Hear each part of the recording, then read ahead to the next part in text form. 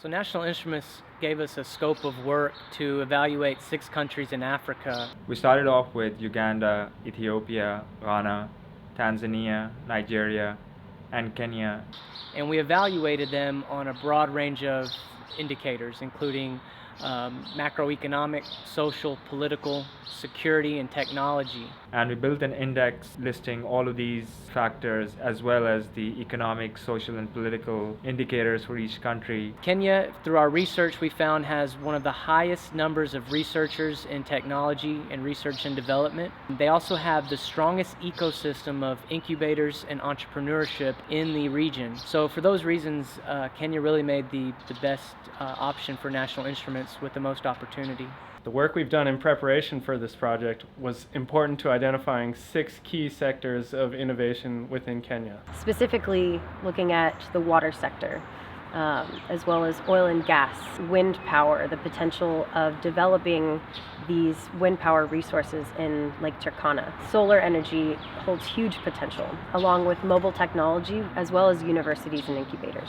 On our trip to Kenya, we were exploring opportunities for National Instruments, IC264, and the University of Texas to engage in Kenya and in Kenyan development. This was an opportunity to go and interview people that are experiencing these problems on the front lines and help them reframe the initiatives that they'd like to see become solutions in the future.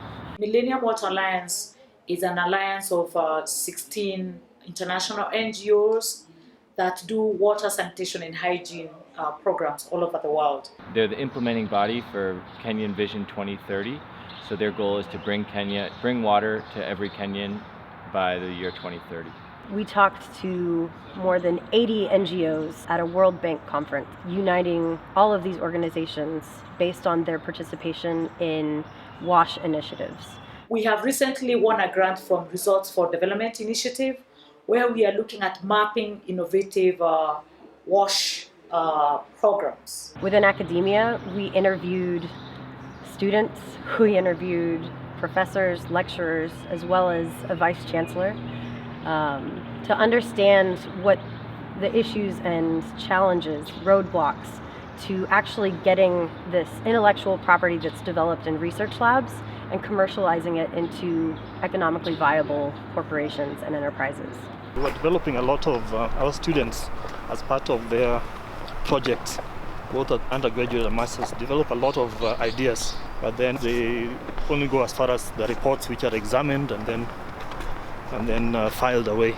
Within the innovation community, we spoke with incubators, with accelerators, and entrepreneurs themselves to understand their relationship to industry as well as academia. So my name is Stephanie Gako, and I've come in from a company called Chura, that's Swahili name for frog, and we do mobile interoperability between different service providers. With time, as we have grown, we have managed to convince other people to join us and work with us, and who are equally passionate. So the whole purpose of this to help either the startups incubated upstairs or some that applied for some to help them run their startup from idea to product. So they have someone specialized in development and a few others in business and all that. One group interacts with the other and things just happen. We call it serendipity. We spoke with government officials, including former President His Excellency Kibaki, as well as his staff, to understand at a regional macro level the roadblocks and challenges to economic development at a large scale. Companies, they used to be 100% government owned, then later they were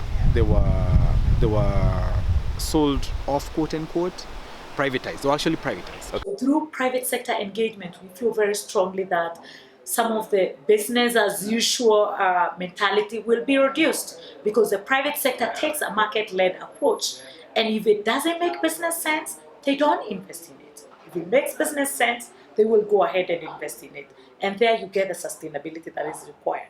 The progress has been good. We've been experiencing a growth rate of 18%, and yeah, we hope for the best from there. And now our roles are getting more specialized. In my case, I'm now focusing more on business strategies and less of programming. So we are fostering partnerships between national government, county government, private sector, and civil society organizations. Together, these groups represent an innovative public-private partnership. The hope is that they can work together with Kenyan organizations and individuals to develop a sustainable, productive ecosystem of tech development within Kenya.